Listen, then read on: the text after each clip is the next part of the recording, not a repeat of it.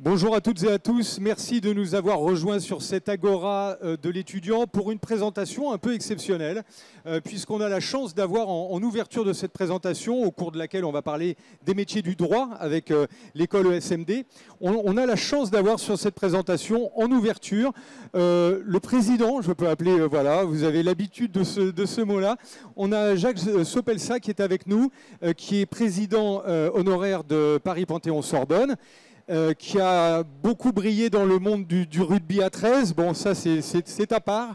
On va laisser le rugby. Et on va parler du monde étudiant et notamment de ce grand succès de votre vie. Il y a maintenant 35 ans, vous avez été à l'origine de ce programme Erasmus qui a fait des générations de bienheureux. Et on vous doit ce programme avec quelques autres universitaires. Racontez-nous comment ça s'est passé, ce mouvement et ce programme, la naissance de ce programme Erasmus. Avec plaisir, Jacques, puisque Jacques il y a. Et je vous félicite, puisque vous avez un très beau prénom. Bien devant, comme ça, hop, comme ça, voilà. Y compris le mien. Voilà. Oui, je vais vous faire une confidence. Je n'avais pas du tout prévu de dire quelques mots ici aujourd'hui, car à la même heure, le tournoi Destination a démarré. Et le moins qu'on puisse se dire, c'est que c'est un événement ô combien capital à mes yeux. Alors, petite parenthèse en passant, effectivement, je préside une fédération internationale de rugby, mais c'est le rugby à 13, et non pas le jeu à 15. Fermons la parenthèse.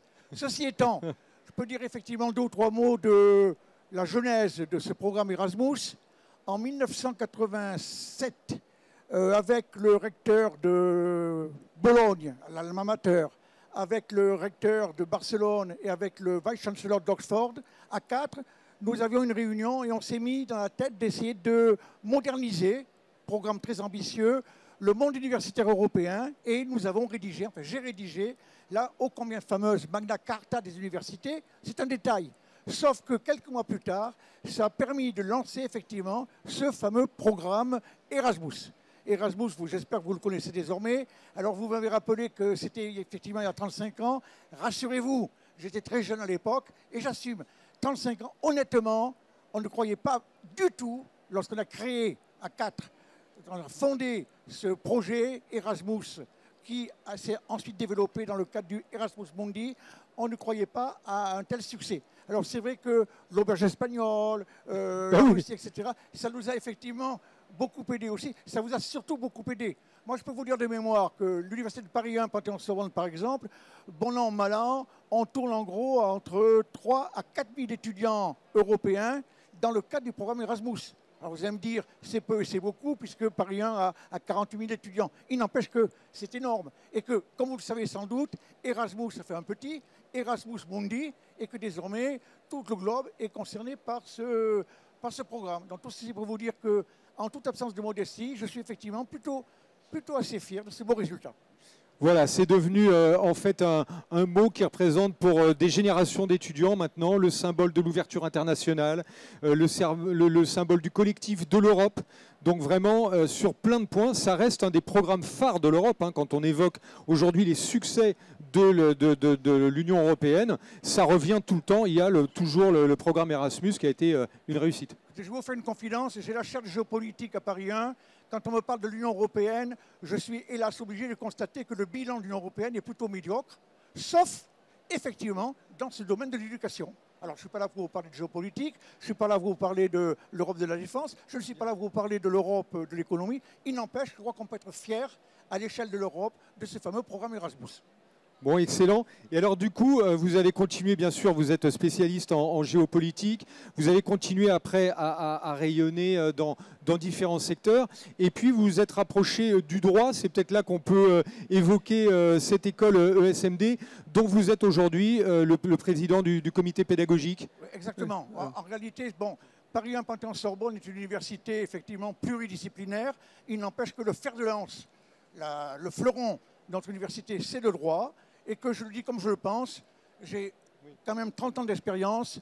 Les étudiants qui arrivent à l'université pour faire du droit, la plupart sont très satisfaits, mais un certain nombre sont un petit peu désemparés, parce que c'est vrai, on peut le dire, les enseignements sont encore un peu traditionnels. Et effectivement, quand le directeur à mes côtés, qui va prendre la parole dans 2 minutes ou dans 30 secondes, m'a contacté pour me dire est-ce que vous pourriez accepter de présider le comité pédagogique d'une nouvelle institution qui s'intéresse effectivement, Monsieur Fellouz sera beaucoup plus précis que moi sur ce sujet, à essayer de proposer à des étudiants qui, à tort ou à raison, se sentent plus ou moins bien dans l'université traditionnelle, de découvrir les métiers professionnels du droit. J'ai dit OK, et voilà, j'espère que ce sera une belle aventure. Je passe la parole à M. Fellouz. Voilà, Yvan Fellouz, donc vous êtes directeur responsable de cette école, le fondateur, bien sûr, le fondateur de l'ESMD, qui est donc une école assez particulière là, sur le droit. Vous avez une approche très pragmatique sur le droit. Parlez-nous de cette pédagogie particulière. Alors, merci déjà de nous entendre. L'idée nous est venue parce qu'ayant une fille qui fait des études de droit, qui a fait des études de droit à Paris 2 Assas, je me suis rendu compte que bien droit comme ça. Je me suis rendu compte que les études théoriques, que ce soit à Paris 1, Paris 2, Paris 5, peu importe, étaient essentielles, mais que pour rentrer dans la vie active, ce qui manquait vraiment aux étudiants, même titulaires d'une licence, c'était d'avoir un vrai sens de la professionnalisation de leur métier. Et cette approche, je l'avais faite bien avant l'évolution des nouvelles obligations légales que toutes les entreprises doivent avoir à présent. C'était dans le sens que si on ne veut pas être avocat, si on ne veut pas être notaire, si on ne veut pas être huissier, mais qu'on veut faire du droit, que pouvons-nous faire? Donc, nous avons travaillé avec M. Benoît Lachan, qui va vous parler de cela tout à l'heure, sur cette idée de monter un programme sur les nouveaux métiers du droit. Et ça a été tellement vite, c'est qu'entre le moment où nous avons démarré ce programme et ce métier, cette étude sur les nouveaux métiers, et que nous avons eu la chance d'obtenir des titres reconnus par l'État, qui sont des titres RNCP pour des Bac plus 2 et des titres R5 et des titres RNCP 7 pour des masters, le temps a encore roulé plus vite que ce que nos prévisions pouvaient l'espérer. C'est que de plus en plus d'entreprises, à l'heure actuelle, rentrent dans un besoin énorme d'avoir à leur côté des vrais juristes qualifiés. C'est un des secteurs qui recrute le plus. C'est un des secteurs qui ouvre le plus de débouchés. Et tout ce que les étudiants apprennent à l'ESMD sont non seulement des études académiques, sous la haute autorité du président Sopelsa, mais également des études pratiques, puisque dans notre comité, vous le verrez, etc., nous avons aussi des personnalités du monde de l'entreprise, dans le data, et cela nous a amené à proposer un programme qui va de Bac plus 2 pour ceux qui veulent arrêter l'ancien DOG, qui veulent arrêter et qui veulent continuer à travailler sans pouvoir aller plus loin, à Bac plus 5 avec une maîtrise. Alors, je vais arrêter là. C'était juste pour vous dire que le droit évolue comme l'Europe éducative a évolué avec le programme Erasmus. Je vais juste donner une petite parallèle et un petit symbole. Le droit a évolué comme le programme Erasmus a évolué. Et le mal que nous nous souhaitons à l'ESMD, c'est d'avoir la même réussite que le programme créé par le président Jacques Sopelsa a eu avec Erasmus. Merci de votre attention. Je vais passer la parole au directeur général de l'ESMD, M. Benoît Lachan, qui a bien évidemment travaillé avec le président et moi-même sur ces programmes et il va vous les présenter. Pour des raisons pratiques, si vous avez besoin d'avoir des informations complémentaires, on vous a donné un sac avec juste des petites informations. Nous avons un stand dans le salon, il y a un site internet. Nous serons tous attentifs à vous donner d'autres renseignements.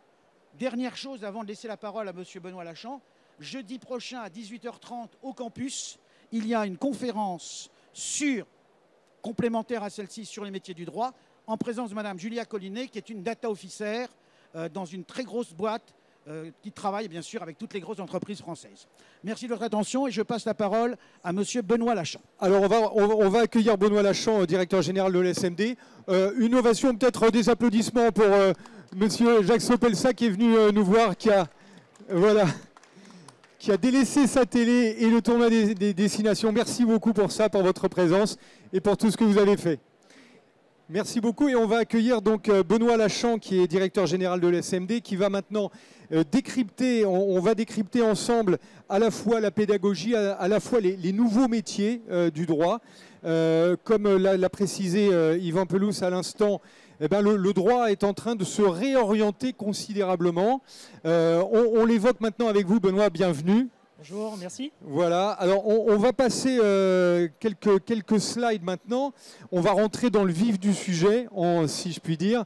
Les études de droit, aujourd'hui, on imagine, on fantasme un peu le métier de l'avocat. Quand on parle de droit, on a souvent cette représentation de l'avocat.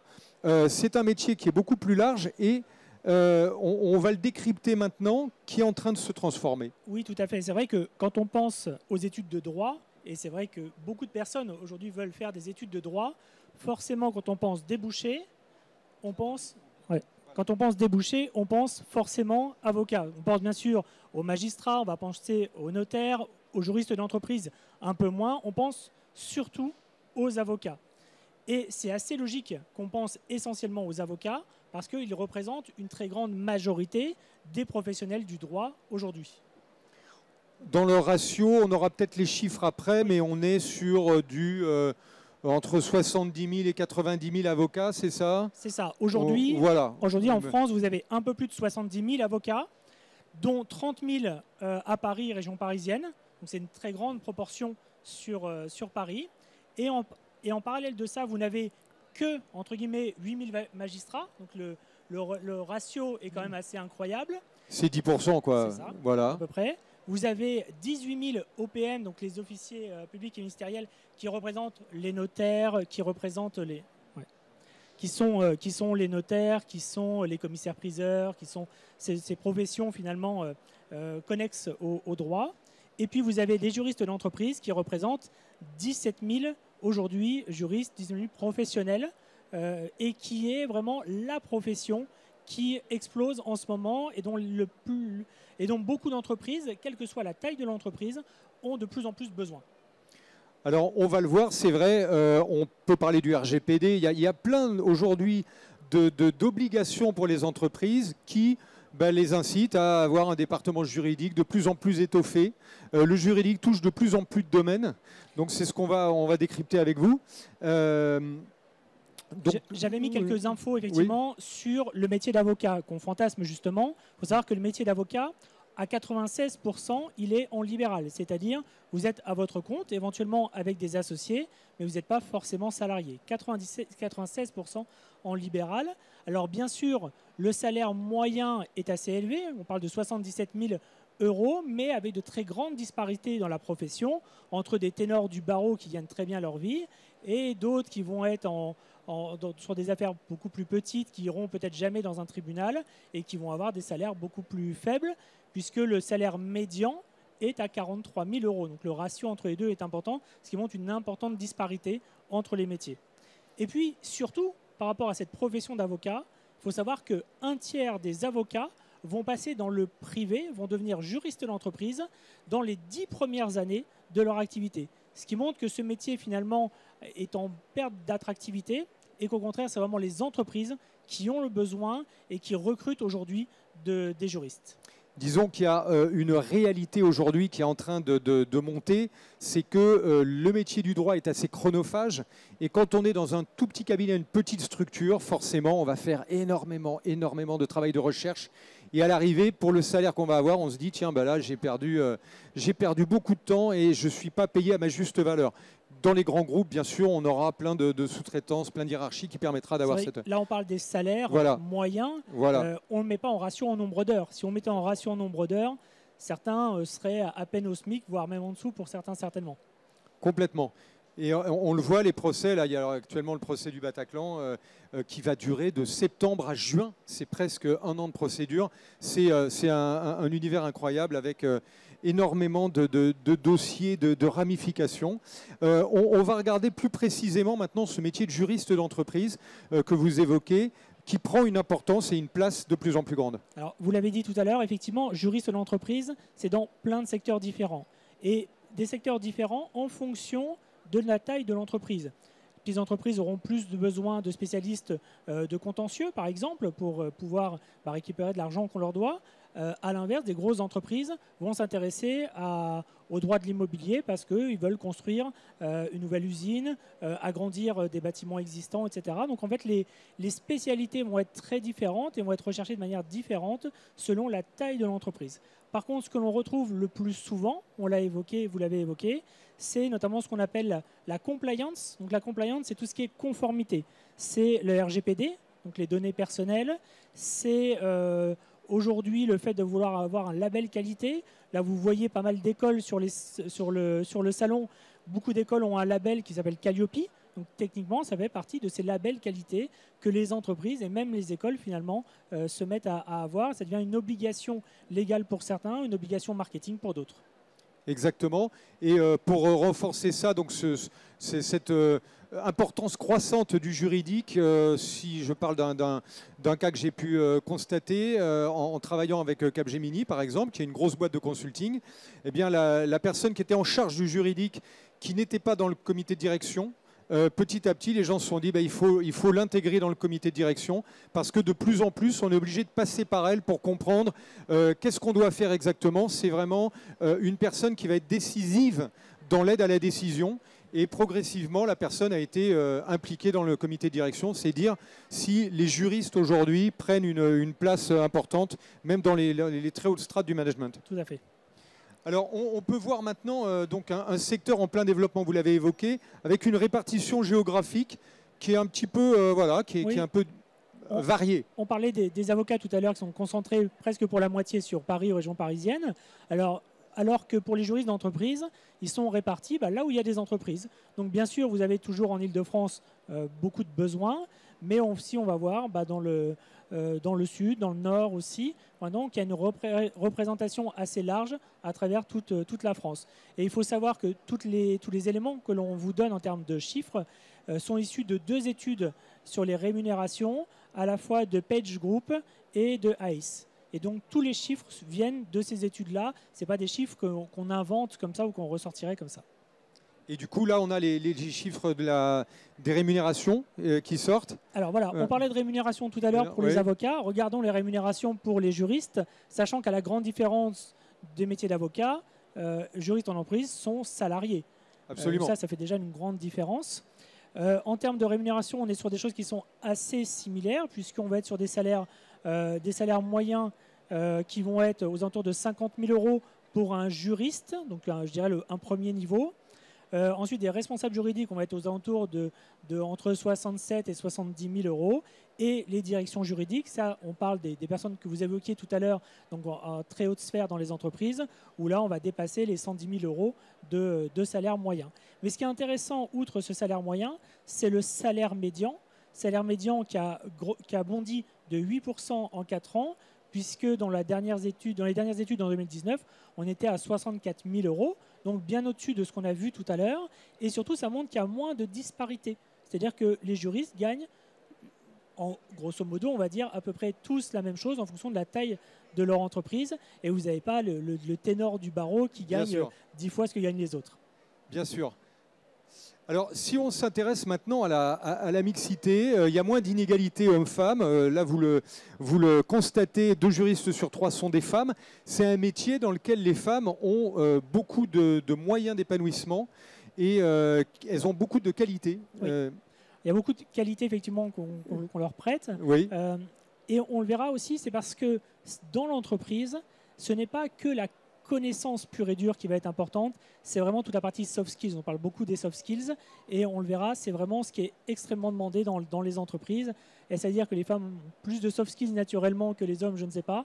Mais en tout cas, il y a ce besoin d'échanger et de travailler avec les autres et de ne pas être dans une compétition. Donc c'est assez différent d'ailleurs par rapport au métier d'avocat qu'on évoque, où là on va être plus dans une compétition parce qu'il va falloir gagner un procès, il faut gagner une affaire. Là, on va être beaucoup plus dans le consensus, dans le fait de monter des programmes ensemble. Donc c'est vraiment une autre dynamique qui se met en place, ce qui explique peut-être ce ratio. Oui, parce que l'objectif est quand même différent. Quand on est dans un procès, on va dire dans un tribunal, il va falloir gagner, convaincre tout le monde. Quand on est à l'intérieur de la boîte, on va être plutôt sur quelque chose du consensus, de l'aide à la décision, on n'est pas dans le même challenge finalement. Dans la construction. Ouais, exactement.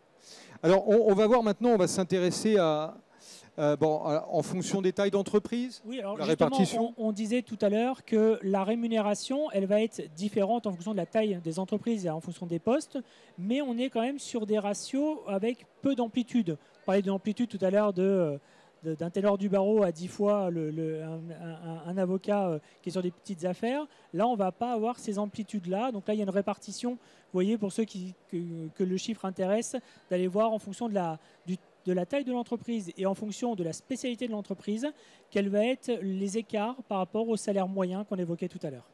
D'accord, parce que c'est vrai que l'activité a beaucoup à voir. Hein. Quand on évoque les secteurs qui recrutent aujourd'hui, sur quel secteur vous avez trouvé qu'il y avait vraiment de la tension? Ce qui est étonnant dans les métiers du droit, c'est que vous avez des nouveaux métiers qui apparaissent. Ce qui paraît étonnant, parce qu'on se dit, bon, le droit, ça fait quand même très longtemps, donc les choses ne bougent plus finalement. Et là, notamment dans les 2-3 dernières années, on a vu apparaître notamment le juriste unique. Comme on a connu le comptable unique qui est apparu dans les entreprises, maintenant vous avez le juriste unique, donc qui va régler la plupart des questions juridiques dans l'entreprise, mais surtout qui va être l'interlocuteur s'il y a besoin d'avoir un avocat extérieur, s'il y a besoin d'avoir d'autres conseils extérieurs. C'est lui qui sera le point central d'échange pour l'entreprise. Donc ça fait partie de ces métiers. On parle des métiers finalement qui ont émergé avec la crise, donc dans les dernières années. Donc vous avez ce juriste unique qui ressort assez fortement. Très bien. Et puis on imagine après, en dehors de ces métiers en tension, il y a vraiment un besoin très, très renouvelé, très large de juristes.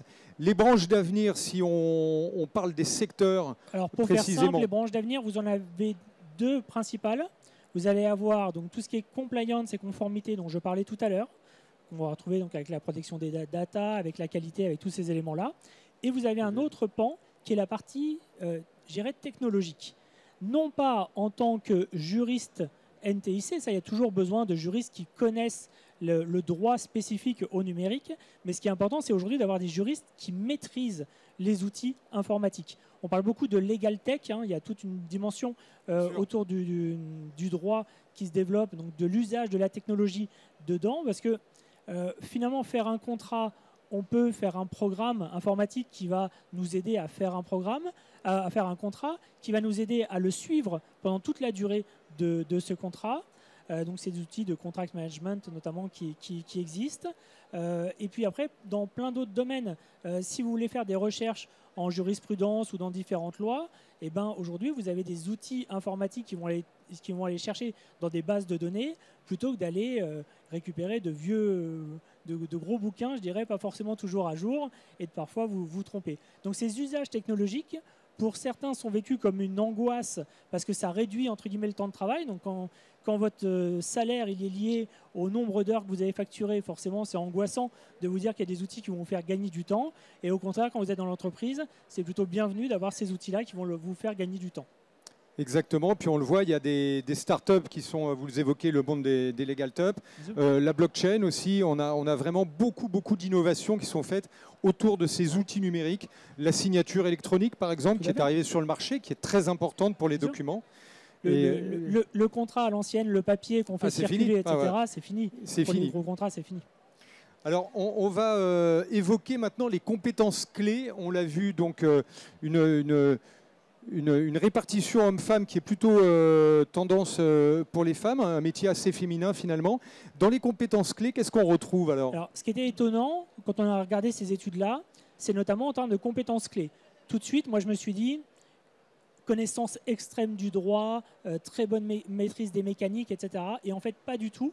Quand on interroge les responsables RH de ces différentes entreprises, ils vont sortir l'anglais courant, parce qu'aujourd'hui, l'anglais, c'est devenu vraiment la langue de communication. Même si votre activité est principalement en France, vous avez forcément des interactions avec d'autres entreprises à l'international. Il va falloir répondre aux questions. Exactement. Quand le PDG arrive, et qu'est-ce qu'on fait? Voilà, on fait ça. On l'évoquait tout à l'heure, excellent communicant, parce qu'on ne fait pas du droit dans son coin. On est là avec des interlocuteurs dans l'entreprise et à l'extérieur, donc il faut pouvoir échanger avec et être persuasif, notamment des cours de négociation qui sont importants. Et une bonne capacité d'adaptation. Parce que finalement, le droit régit toute la vie des entreprises, toute notre vie d'ailleurs, individuellement aussi, et il faut pouvoir faire face à tout ce qui peut se passer dans le monde dans une entreprise. Avec voilà, cette belle capacité d'adaptation. Je pensais au RSE tout à l'heure, qui est un élément émergent qui s'impose aujourd'hui dans toutes les entreprises, la responsabilité sociétale de l'entreprise.